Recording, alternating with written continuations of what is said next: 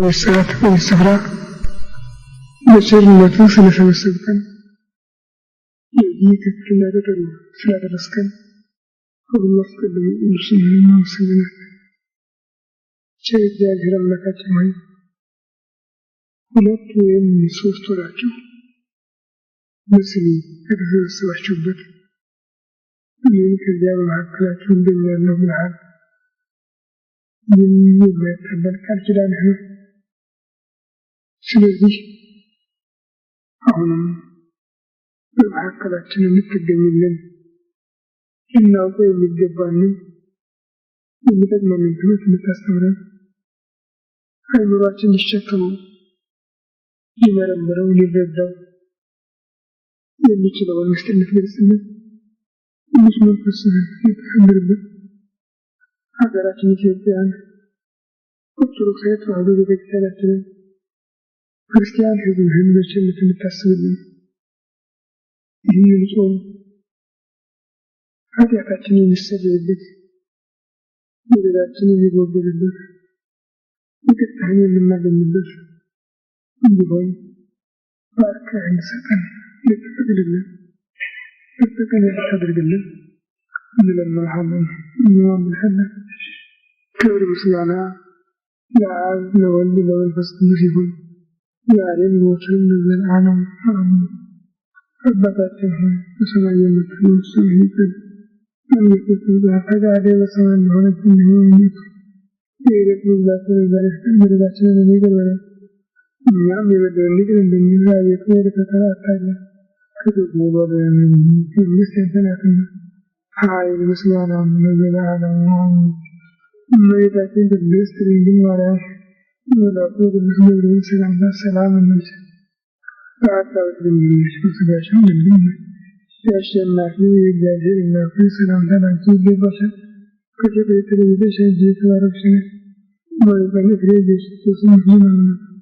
ጸጋን የተሞላሽ ሆይ ደስ ይበልሽ፣ እግዚአብሔር ከአንቺ ጋር ነውና ከተወደደ ልጅሽ ከጌታችን ከመድኃኒታችን ከኢየሱስ ኃጢአታችንን የሚያስተሰርይልን ለዘላለሙ አሜን። ኦ ኢየሱስ ክርስቶስ በከመ እበየሳህልከ ምሕረትከ ስርይ ኃጢአትየ ወኃጢአተ ኩሉ ሕዝብከ። ጌታዬ ኢየሱስ ክርስቶስ ሆይ እንደ ይቅርታህ እንደ ቸርነትህ ብዛት የእኔንም የሕዝብህንም ኃጢአት አስተስርይ። በማወቅ ባለማወቅ በማሰብ በመስራት በመናገር የተፈጸመውን ሁሉ እግዚአብሔር ይፍታ፣ እግዚአብሔር ይባርክልን።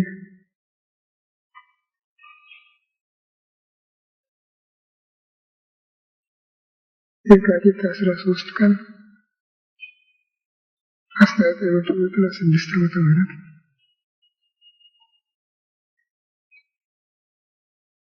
ይህ ዕለት የጾማችንን ጊዜ የጀመርንበት ዛሬ 6ኛ ቀን ይሆናል። ይህ ከ55 ቀኖች 6 ወስደናል። 49 ይቀራል። እንደ አጋጣሚ ሆኖ ዘንድሮ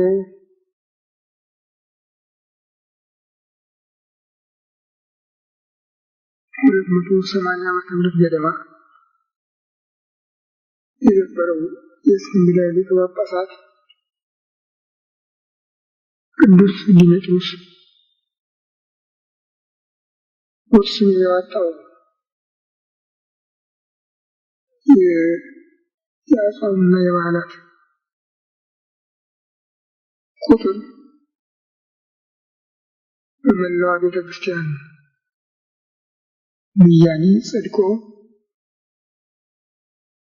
ስራውን ሲጀምር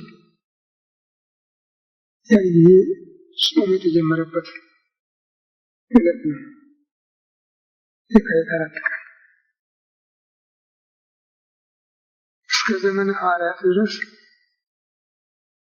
እንዲህ እንደሆኑ የተጠቃለሉ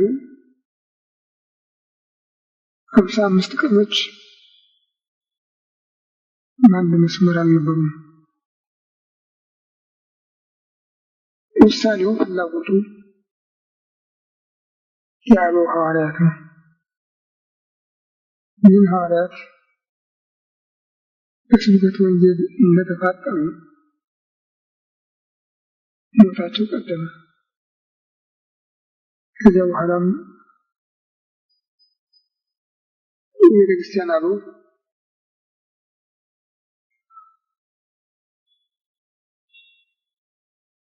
ሐዋርያት እንደተቀበሉት ብቻ ሁሉንም ለብቻቸው አቆይተው ይዘዋቸው የቆዩ። ጌታ ተጠምቆ ዕለቱን ነው ወደ ገዳም የሄደው። ስራውን የጀመረው በጾም ነው። ያ እንግዲህ ጥር 13 ቀን ጀምሮ የካቲት 22 ቀን ይጨርሳል። እንደገና በመሃል አርፎ ቆይቶ ሰሙነ ሕማማትን ያከብራሉ። ይህ ደግሞ ከመጋቢት 22 ተነስቶ እስከ መጋቢት 29 ያለው ነው። ግን ይህንን ነገር አንድ ላይ አድርጎ በአንድ መስመር እንዲሆን ለማድረግ ብዙዎች ሲጸልዩበት ከቆዩ በኋላ በተለይ ለቅዱስ ዲሜጥሮስ ይህ እድሉ ስለሆነ ጊዜውን አስማምቶ መመላለሻ የሚሆኑትን 34 ቀኖች አስቀምጦ የዐቢይ ጾም መግቢያ ከየካቲት 1 እስከ መጋቢት 5 መመላለሻ እንዲሆን፣ በዓለ ትንሣኤ ከመጋቢት 26 እስከ ሚያዝያ 30 ባሉት ቀኖች ከዚያ ግን እንዳያልፍ አድርገው ስለወሰኑት ከዚያ ጊዜ ጀምሮ ይህ የ55 ቀን ተራ የያዘ የጾም ስርዓት ተጀምሯል። ከዚህም 5ቱ ዛሬ ከሰኞ እስከ ቅዳሜ እስከ ነገ እሑድ ድረስ ማለት ነው። ያምነው እንዳይጾሙ 5ቱ ቀኖች ከሰኞ እስከ ዓርብ ያሉት በዚህ በጾም ውስጥ ላሉት በ40 ቀን ውስጥ የሚገኙት ቅዳሜና እሑድ ማስተካከያ ናቸው። የዐቢይ ጾም የጾም ሰዓታት መሰረቱ ረቡዕና ዓርብ ነው። ጌታ ሐሙስ ማታ ተስካረ ሞቴ ትገብሩ የሞቴ መታሰቢያ አድርጉ ብሎ ሲያዝዝ በዚህ መሰረት ላይ ከተቋቋሙት ነገሮች አንዱ ጾም ነው። ቀደም ሲል በማስተማር ላይ ሳለ ፈሪሳውያን መጥተው እኛና የዮሐንስ ደቀ መዛሙርት እንጾማለን፣ ደቀ መዛሙርት ግን አይጾሙም፣ ለምንድን ነው ብለው ጠይቀውት ነበር። ሁሉም ጾመ አይሁድ ይጾሙ ነበር። ጾመ አይሁድ የሚባለው በዓመት አንድ ጊዜ 30 ቀን ይጾሙ ነበር። ስርዓቱም ዛሬ እስላሞች እንደሚያደርጉት ሲጾሙ ውሎ ማታ መብላት፣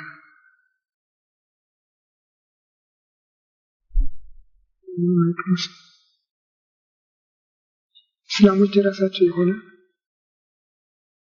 የንጽሐ መሰረት የላቸውም። ስሙንም መልኩንም እየለዋወጡና እየቀያየጡ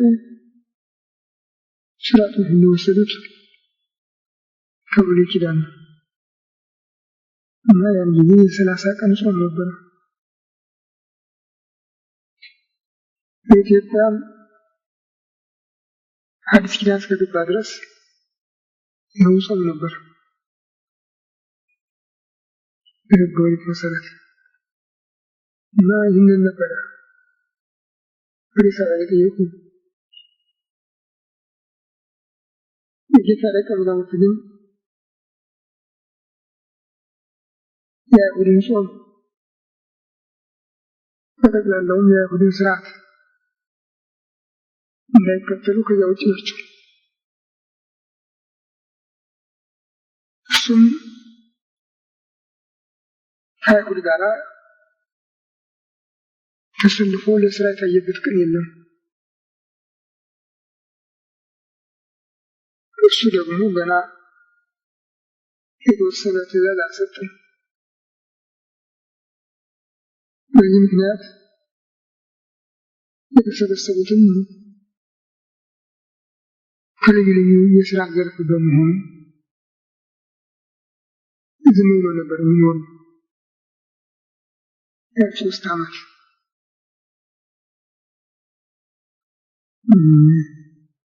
ከቀራጮች ከአሳ አስጋሪዎች በልዩ ልዩ ሙያ ከተሰማሩት ከነዚያ ነው የጠራቸው። ውስጥ ካሉት የተጠራ የለም። እና እነሱም ሕግ አያውቁም፣ መምሪያም የላቸው እና ስለ ጾም አይጨነቁም። ስለ አይሁድ ስርዓት በጠቅላላ አይጨነቁም። ሲበሉ አይታጠቡም፣ አይሉም። በዚህ ምክንያት ምን ጊዜ እንደከሰሷቸው ነው የሚኖሩ ፈሪሳውያን። እጃቸው ሳይታጠቡ በመብላታቸው ይወቅሷቸው ነበር። ለምን ብታደቡ ባዳይ ከስራ ተረፈናል። ደቀ መዛሙርቱ የሊቃውንቱን ስርዓት ለምን ይተላለፋሉ? ሲበሉ አይታጠቡም፣ እጃቸውን አይታጠቡም ብሎ ከሰዋቸው ነበር። እሱም ሰውን የሚያረክሰው ወደ አፉ የገባዋል። ያ በላይ ሊገባ በታች ይወጣል። ሰውን የሚያረክሰው አፉ የሚወጣው ነው። አስቡ፣ ተናግሮ የሚፈጽመው ይሙት፣ ስርቆት፣ ስድብ፣ ነፍስ መግደል፣ ሐሰት መመስከር የሚመሳሰሉ ነው ብሎ መልሶላቸዋል። በእኛም የቀድሞ ሽማግሌዎች በምንም አይነት ሳይታጠቡ አይውሉም ነበር። ያ የብሉይ ኪዳኑ ስርዓት ዘልቆ ቢደርሱ በማናገሩ ማንም ሽማግሌ ጠዋት ተነስቶ ወደ ልዩ ልዩ ጉዳዩ በሚወጣበት ጊዜ ልብሱን ለብሶ ያቺ መደቡ ላይ አረፍ ይላል። ባለቤቱም ሆነች ልጆች ውሃ ያቀርቡለታል። ታጥቦ እንትን አድርጎ ነው የሚሄድ። ሳይታጠብ የሚወጣ የለም። ሳይታጠቡ ከመብላት ታጥቦ ጦም መዋል የሚል ባህል ነበራቸው። እንዲህ አይነቱ ስርዓት የማይጠበቅ በትምህርት ቤት ነው። ትምህርት ቤትም በቅኔ ቤት በዜማ ቤት በነበርንበት ጊዜ ሁሉ እኛ እንዲህ አይነት ጥበቃ የለንም። ሲገኝ መብላት ሲታጣመተው ብቻ ነው። ስለመታጠቡም የለም። ይህ ከዚያ የተወረሰ ነበር። እና በጾም ማንሳት የዋይነት ጠባይ ነበር። በጾም በዚህ በጥር ወር ዓመት ባሉ ብዙ ነው፣ ሰርጉ ብዙ ነው። ከዚያ እየዞርን የሰበሰብነውን ድርቆሽ የምንጠቀምበት በአብይ ጾም ያን አድርገን በአብይ ጾም ዝም ብለን መብላት የስጋ ቁራጭ ተገኘች ነው ያችን እንጥላለን። ቅቤው ግን አያስገድም ማለት ነው። እንደዚህ ነው ሆነ። ያ የመሰረቱ ባህል ተከትሎ የመጣ ነው። እኛና የፈሪሳውያን ደቀ መዛሙርት እኛና የዮሐንስ ደቀ መዛሙርት እንጾማለን። ደቀ መዛሙርቱ ለምን አይጾሙም ሲሉት የሙሽራ ሚዜዎች ሙሽራው ከእነሱ ጋር ሳለ ሊጾሙ አይችሉም፣ ግን ሙሽራው ከእነሱ የሚወሰድበት ቀን ይመጣል፣ ያን ጊዜ ይጾማሉ። የሰጣቸው መልስ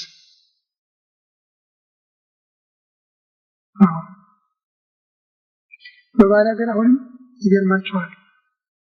በዚህ በቅበላ ባለፈው ሳምንት የተዳሩ ሁሉ አይጾም፣ ሙሽራና አራስ አይጾም። እንዲህ ያለ ስርዓት አለ። አሁን ጌታን ሲያመለክት የክርስቲያን ጾም በዕለተ ስቅለት የሚጀመር መሆኑን ነበር ያመለከታል። ነገሩ አልቀረም። በዕለተ ስቅለት ሐሙስ ማታ ስጋውን ደሙን ከሰጣቸው በኋላ እኔ በአባቴ መንግሥት አዲሱን እስክጠጣው ድረስ ከዚህ የወይን ጭማቂ አልጠጣም ብሎ ስጋውን ደሙን ለእነርሱ ሰጥቶ ወደ ጌቴሴማኒ ከሄደበት ጊዜ ጀምሮ የትንሣኤውን ምስራቅ እስከሰሙበት ድረስ ደቀ መዛሙርት ከምግብ ተከልክለው ሰንብተዋል። ታዲያ ጸሎት የምንለው ጾም የተጀመረ ያን ጊዜ ነው። የክርስቲያን ጾም መሰረትም ይሄ ነው። ይህ የሆነው ጌታ ወደ ሆሳዕና ባደረገ ሆሳዕናን በዓል ባከበረ በማግስቱ ጀምረው አይሁድ ከሌላ ጊዜ ይበልጥ ተጠናክረው ቁርጥ ሕሊና ይዘው የተነሱበት ጊዜ ነበረ። ጊዜው ስለደረሰ ቀጠሮ አላገኙም። እዚያ ድረስ ጊዜው ገና ስለሆነ ይመክሩም ምክሩ እየፈረሰባቸው ወስነው ዳር ለማድረስ በተዘጋጁበት ጊዜ እሱ እያመለጣቸው በታምራቱ ተቸግረው ነው የቆዩ። ብዙ ጊዜ ወንጌላውያን ጠቅሰውታል። ይገርም ተሰበሰቡ፣ መካከላቸው አልፎ ሄደ ያሉ ጠቅሰውታል። አሁን ግን የእነሱ ፍላጎት ብቻ አይደለም፣ የእርሱ ፈቃድ ደርሷል። ስለዚህ ሁሉ ነገር ደግሞ ያለ መሳሪያ ሊከናወን ስለማይችል እነዚህ መሳሪያዎቹ እነሱ ስለሆኑ ያንኑ ሀሳባቸውን እንዲፈጽሙ ፈቅዶላቸው ነበርና ሰኞ ማክሰኞ በጥልቅ ተሰብስበው በሊቀ ካህናቱ በቀያፋና በአማቹ በሐና አማካይነት ተወያዩ። በመጨረሻ የደረሱበት ስምምነት ግን የሚያዋጣው እሱን መግደል ብቻ መሆኑ ታወቀ። እሱ ካልሞተ እንደነሱ ሀሳብ ቆይታቸው ትጠፋለች። ሃይማኖታቸው ይበላሻል። ስራታቸው እንዳይሆን ይሆናል እና ስለዚህ መሞት አለበት። ብዙ ሰው ከሚጎዳ አንድ ሰው ብንገል ይሻላል ያለ ቀያፋ ረቡዕ ዕለት በሦስተኛው ቀን ይህም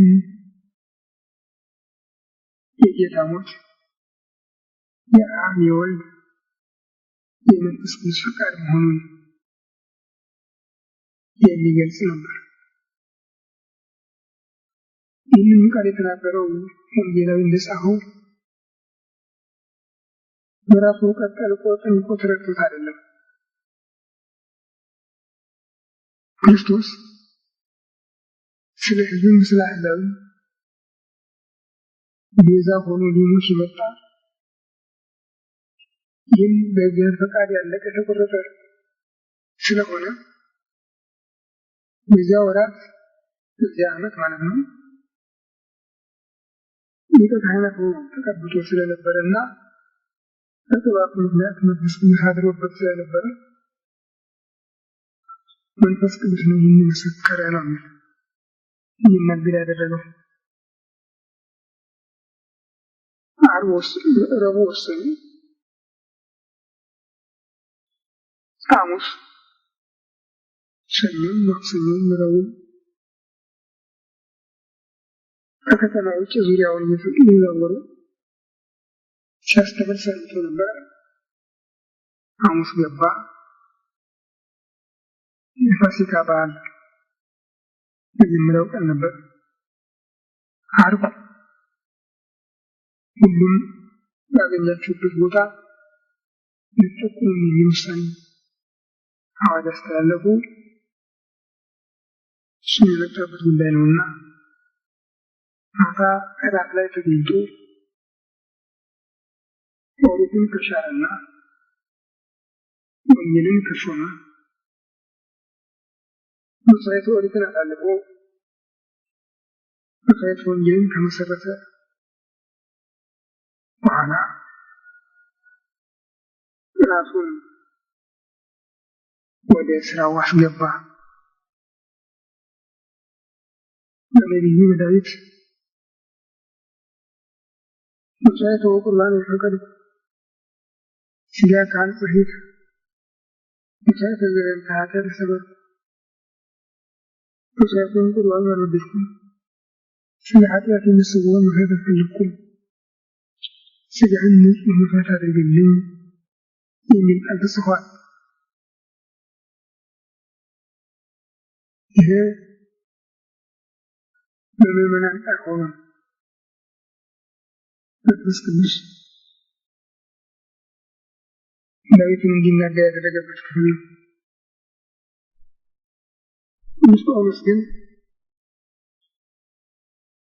ትንሽ ቃሉን ለውጥ አድርጎ ለዕብራውያን በጻፈው መልእክቱ በምዕራፍ 10 ላይ ጠቅሶታል። መሥዋዕተ ዘበንተ ኃጢአት የሰመርከ ሞተ ጊዜ እኔ መጻሕፍት ስለ ኃጢአት የሚሰዋውን መሥዋዕት አልወደድክም ያን ጊዜ እሺ በጅ ብዬ መጣሁ ብሎ ፈቃዱን ለእግዚአብሔር ሰጥቶ ጽፎታል። ሁለቱም መንገድ ነው። ሰዎችም ቤዛቸው እንዲመጣና እንዲያድናቸው በሥጋ በነፍስ ያሉት ሁሉ ይጮሁ ነበር። በበግ በፍየል መሥዋዕት ሰው ሊድን ስላልቻለ አምላክም የሰው ድህነት በራሱ መሥዋዕትነት እንዲሆን ስለፈቀደ ሁለቱም የተባበሩበት ምክር ነበርና ጊዜው ሲደርስ እነሆ መጣሁ ብሎ ራሱ ባለቤቱ ገባበት። መስቀሉን ለመቀበል መከራ መስቀሉን ራሱን አሳልፎ ለሕማም ለሞት ለመስጠት እንዲቻልም ስራውን በቃልና በስራ ጀመረ።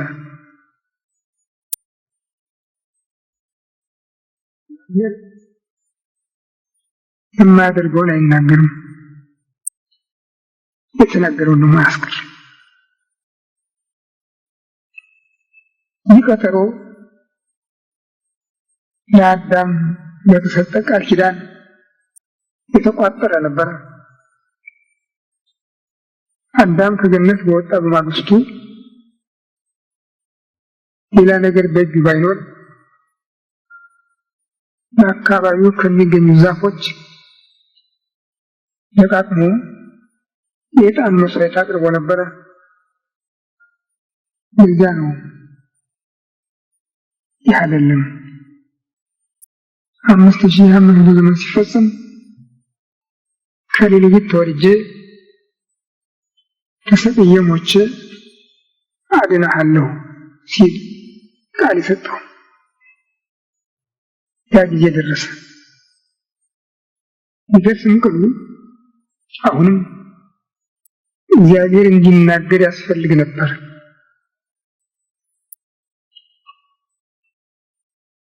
አምላክ ሞት አይስማማውም፣ አይሞትም። ሞት የሚስማማውን የሰውን አካል ባህሪ ቢነሳም አሁንም አምላካዊ ጠባይና ግብሩ አካሉና ባህሪው ሳይለወጥ ነውና ሰው የሆነው የሰውን የሰው የተፈጥሮ ጠባይ ያለውን ለመቀበል ስራ ያስፈልግ ነበር። ለዚህ ነው እራት ላይ በነበረበት ጊዜ ከደቀ መዛሙርቱ ጋር ብዙ ከተነጋገረ በኋላ ከእናንተ አንዱ ነገ ያስይዘኛል፣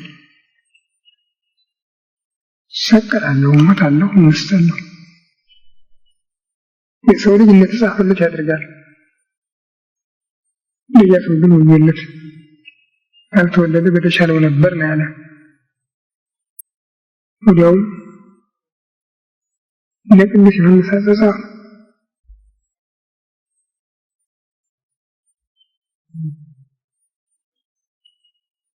በጣም ጎላ አድርጎ አስቀምጦታል። ሁኔታው ለመስማትም ለማየትም እስከሚከብዳቸው ድረስ ከዚህ መለስ ብሎ ነው ከህብስቱ አንዱን ህብስት ከጽዋው አንዱን ጽዋ አንስቶ አመሰገነ፣ ባረከ፣ ፈተተ የሚል ቃል አስቀምጦበታል። አመሰገነ። ሐዋርያት በመጽሐፈ ኪዳን ያስተላለፉልን ቅዳሴ ጊዜ የሚባል ጽሑፍ አለ። እንዲህ ያን ጊዜ ተናግሮት እንደሆነ ወንጌል አልተገለጠም። በመጽሐፈ ኪዳን ግን እሱ የተናገረው ነው የተጻፈው። ወንጌል ላይ ተረፈው ግን አይኮተ ብቻ ነው፣ አንድ ቃል ብቻ ነው ያስቀምጠው። አይኮተም ሌላ ጊዜ ተናግሮት አያውቅም። ሁለት ጊዜ ብቻ ነው። አንድ ጊዜ 70 ደቀ መዛሙርት ተመልሰው በስሙ የተደረገላቸውን ተአምራት በነገሩት ጊዜ አኩተካ በአብያ ሰማያት ወምድር የሰማይና የምድር ጌታ አባቴ ሆይ አመሰግንሃለሁ ብሎ እንደተጠቀመበት ይነገራል። ሁለተኛው ግን አሁን ነው እና ህብስቱን አንስቶ አንገቱን ወደ ሰማይ ቀና አድርጎ ጸለየ ይላል።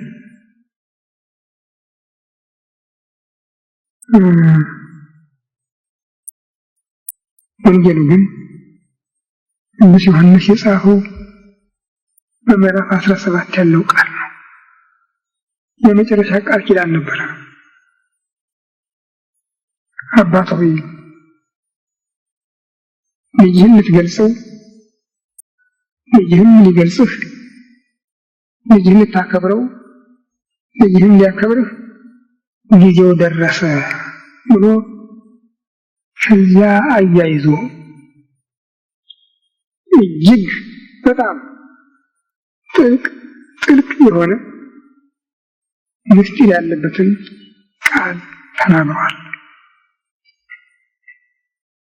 ይህም በቤተ ክርስቲያን ማለት በምዕመናንና በሱና በምዕመናን መካከል ያለው አንድነት በሱና በአባቱና በሱ መካከል ካለው አንድነት የማይለይ የሚተካከል ምንጊዜም የማይለወጥ መሆኑንና ይህም በጊዜው በነበሩት ብቻ ተወስኖ የማይቀር እስከ ዓለም ፍጻሜ በእነሱ ስብከት እያመኑ ብቻ ተወስኖ የማይቀር ፍጻሜ በእነሱ ስብከት እያመኑ ሁሉ እንዲሰጥ በዚህ አንድነት አንዲት ቤተክርስቲያን እንዲሆኑ አንዲት ቤተክርስቲያን የሆኑ ሁሉ ደግሞ እሱ ካለበት እንዲኖሩ ይህም ትምህርት በሰዎች ሳይሆን በራሱ ሲሰጣቸው እንደሚኖር በራሱ አስተማሪ እንደሚሆናቸው አጠቃሎ ተናግሮታል። በዚህ ጸሎት ነው ስጋውን ደሙን አክብሮ የሰጣቸው እና በዚህ ቃል አባት ሆይ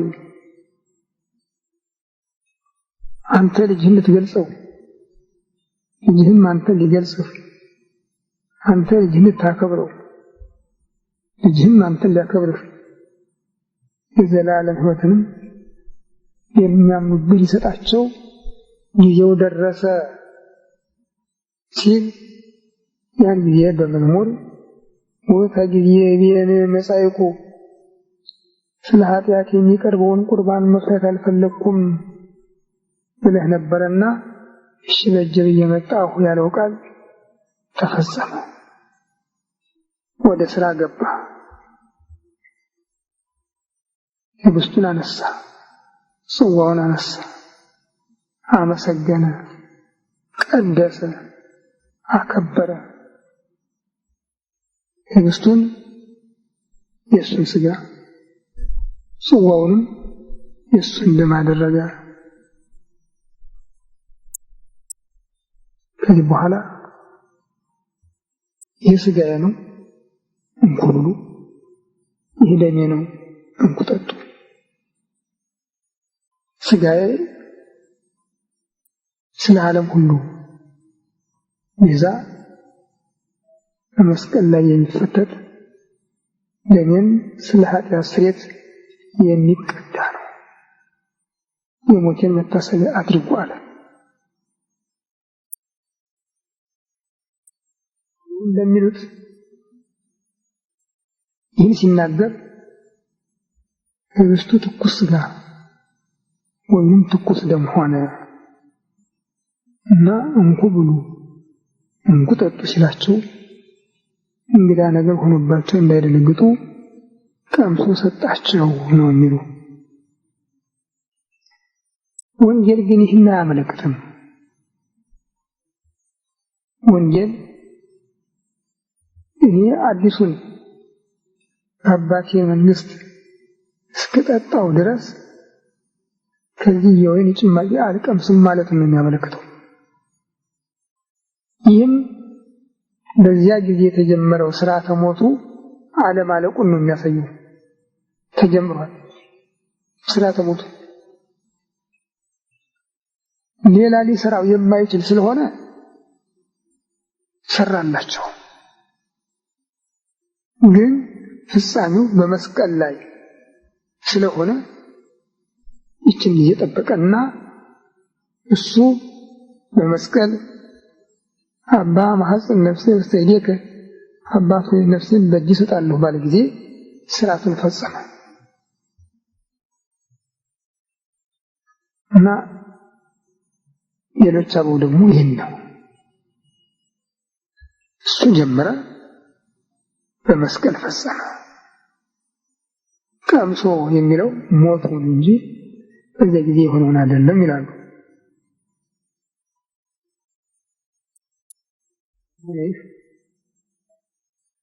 እንግዲህ የሞቱ ስርዓት ወደ ሞት መግባቱ የተጀመረ ራሱ በከፈተው በር በዚያው ጊዜ ነው። የአይሁድ በተከሉት መስቀል ኋላ የተፈጸመ አይደለም። አይሁድ በተከሉት መስቀል ፍጻሜው ነው የተካከለ። መስቀል ማሳረጊያ ነው የሆነ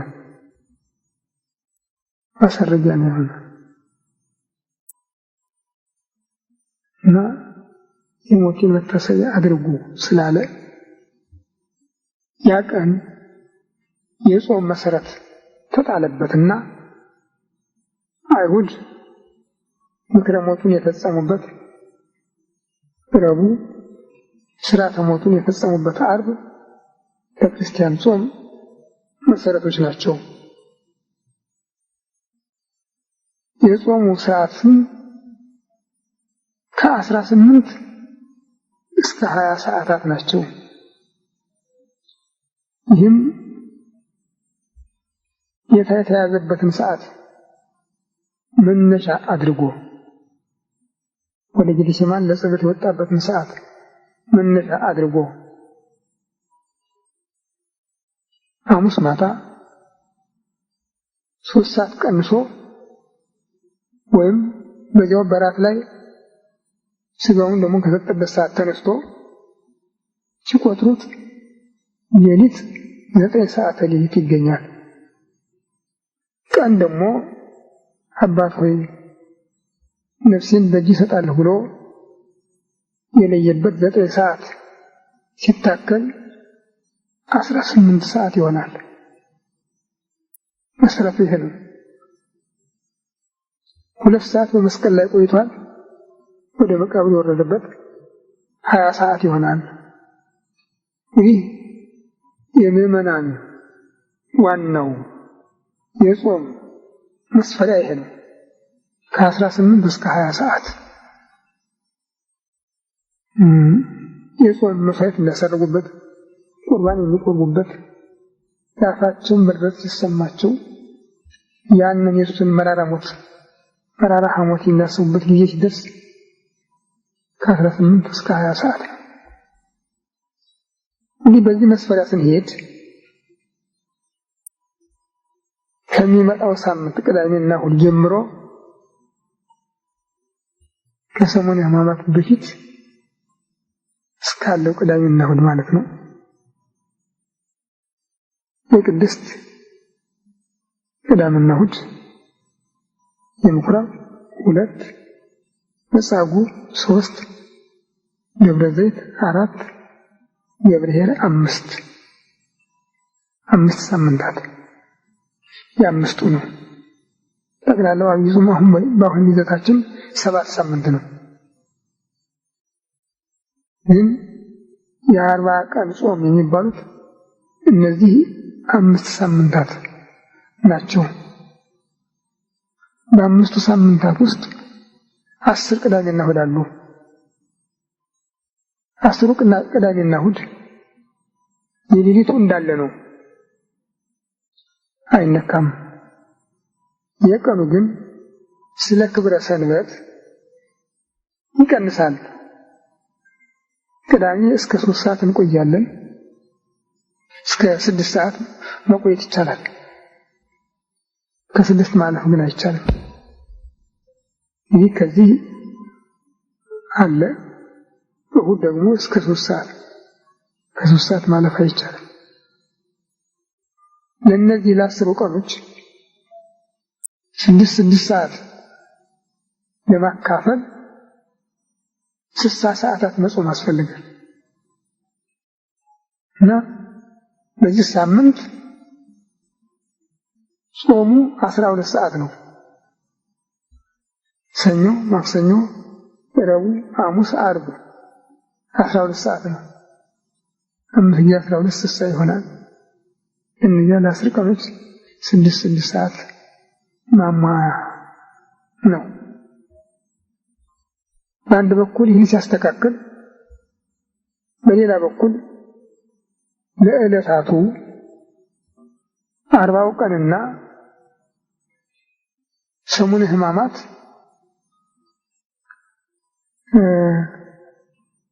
55 አይሞላም፣ 48 ነው የሚሆነው። አሁን ግን ከሰኞ እስከ እሑድ ስንጨምር 7 ቀን ይመጣል። በ48 ላይ 7 ቀን ስንጨምር 55 ቀን ይሆናል። ስለዚህም ያ እግዚአብሔር ለአዳም ቃል ኪዳን የሰጠው 5 ቀን ተኩል ማለት 5500 ዘመን ሲፈጸም ሰው ሁኛ ድናለሁ ያለው ቃል ጌታ ሰው በሆነበት በ6ኛው መቶ ዓመተ ምህረት መግቢያ ላይ ተጀምሮ መፈጸሙን የእግዚአብሔር ቃል ፍጻሜ ማግኘቱን ሲያበስሩ የሚኖሩ 55 ምስክሮች ናቸው ማለት ነው።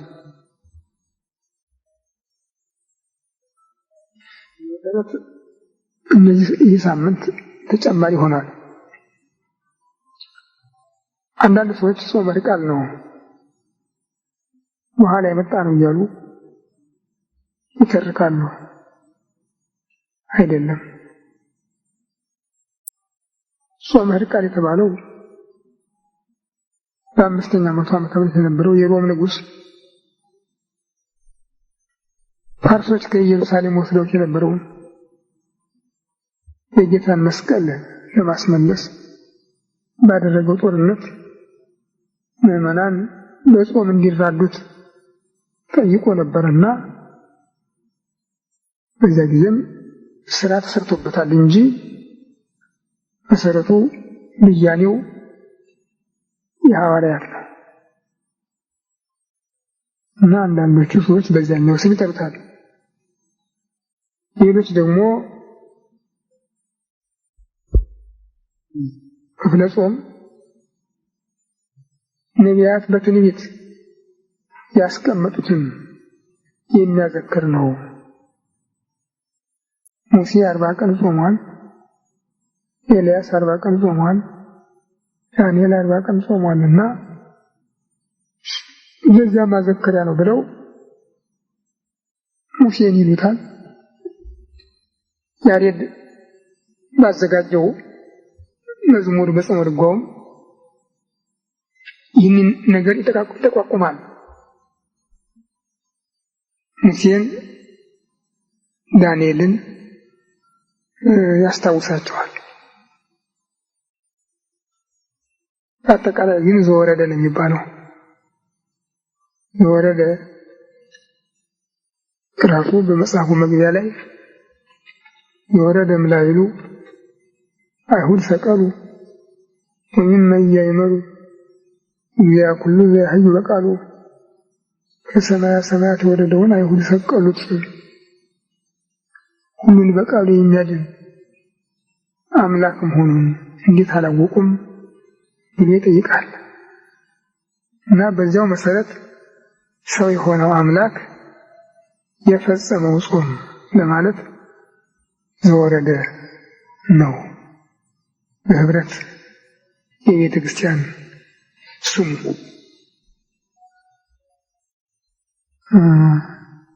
ስለዚህ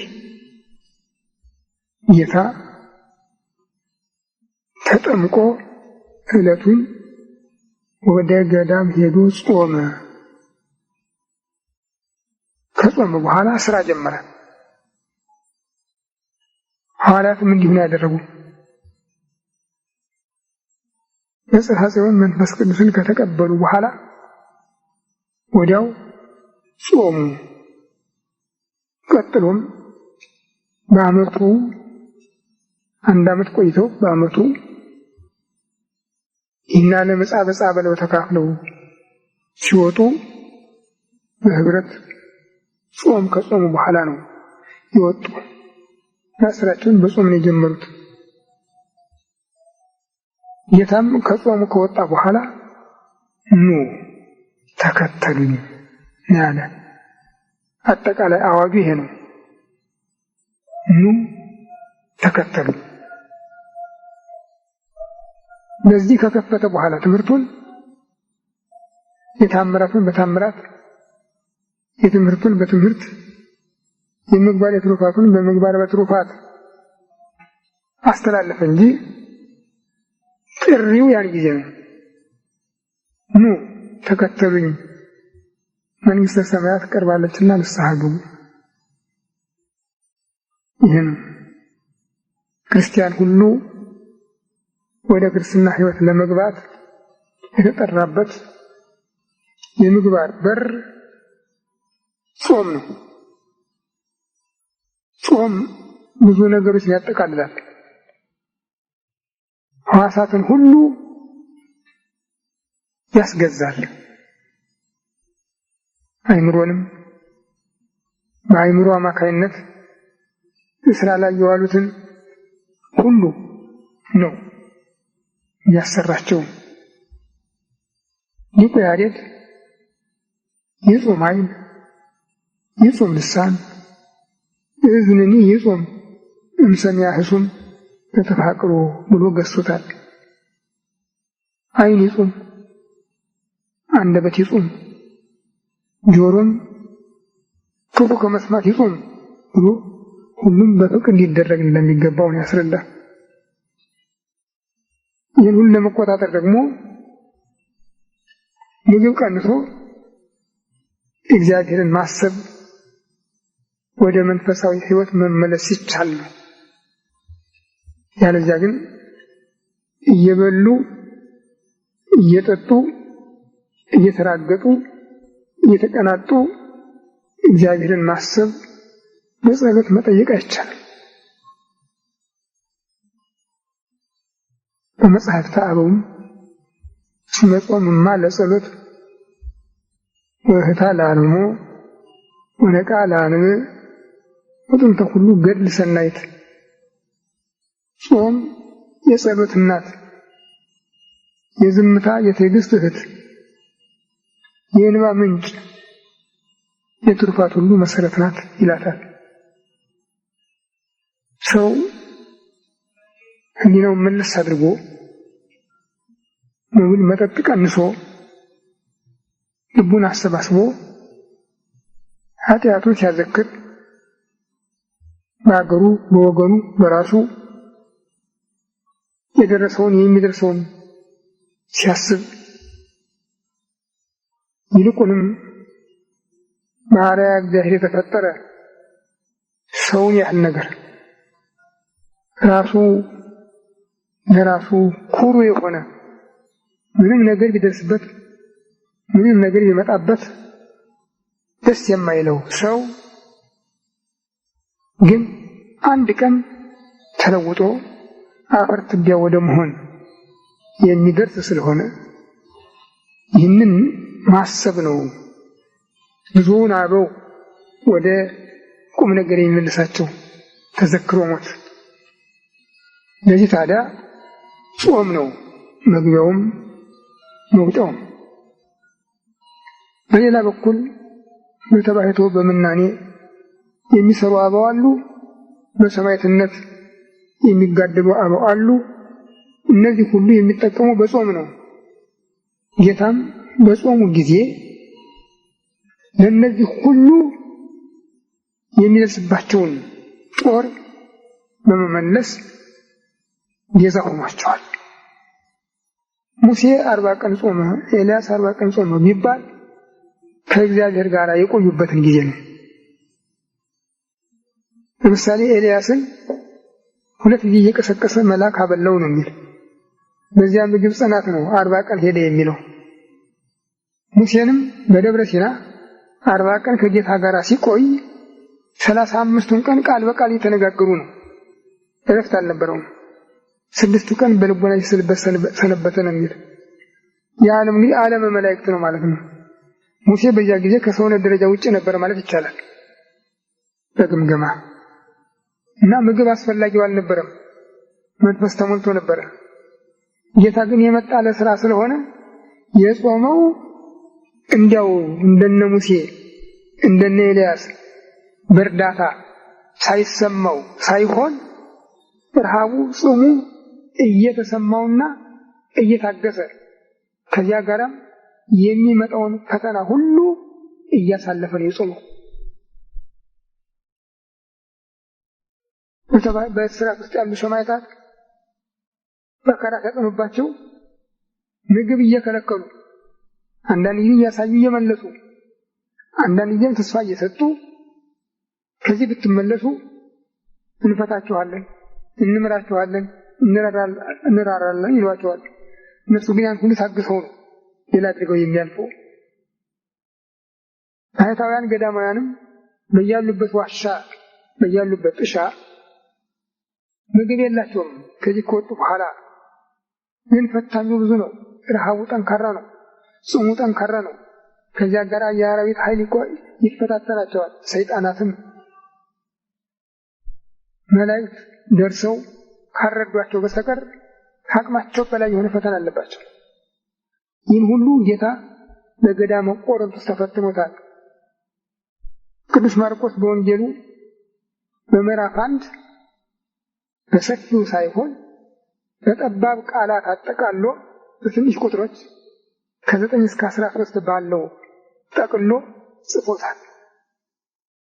በዚያ በጾም ጊዜ ከአራዊት ከሰይጣናት የሚፈተን እንደነበረ ነው ያሳየ። ያን ሁሉ ካደረገ በኋላ ነው፣ ያን ቦታ ሁሉ ከባረከ በኋላ ነው፣ ይህን ሁሉ ስራ የድል መሳሪያ አድርጎ ካዘጋጀ በኋላ ነው ኑ ተከተሉኝ አለ። በዚህ መሰረት ነው ብዙ ሰማዕታት እሳቱን፣ ስለቱን፣ መስቀሉን ድል ነስተው ለማለፍ ያለፉ የቻሉ ብዙ ገዳማውያን በየዋሻው በየፍርኩታው ሴቶች ወንዶች ሳይባሉ የደረሰባቸውን ታግሰውና አሸንፈው ያለፉ በዚህ እርዳታ ነው።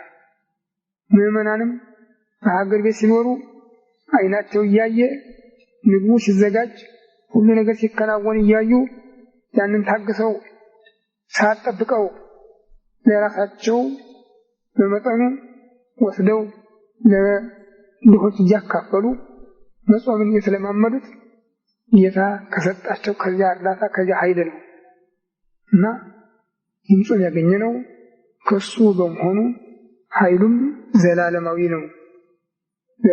ነው። ታዲያ የኢትዮጵያ ቤተክርስቲያን በሚገባ በጥንቃቄ ተጾመው ነበረ። ምዕመናኑም ሆኑ ካህናቱም ሆኑ በጥንቃቄ አክብረው ነበር የሚያከናውኑት። በአሁኑ ጊዜ ወደ ቤተክርስቲያን ብትሄዱ በድሮ ቢሆን ኖሮ ልክ ከገዳማውያን ያልተለየ አፈጻጸም ነው የሚፈጸመው። ጠዋት ወይም ሌሊት የገቡ አበው 11 ሰዓት ነው የሚወጡ። ከዛች በ11 ሰዓት ወጥተው በ12 ሰዓት ነው እህል የሚቀምሱ። ቀኑን ሙሉ ጾም፣ ጸሎት፣ ስግደት ነው። ያ ነው ኢትዮጵያን ጠብቆ የኖረው። ያለዚያ ሌላ ምንም የሚጠብቅ ነገር አልነበረም። ዛሬ ያታቶ ነው የምንቸገር። ስለዚህ እግዚአብሔር አሁንም የሚያስቡትን አስበው የተቀበሉትን የሚያገለግሉበትን መድኃኒት ያድርግልን።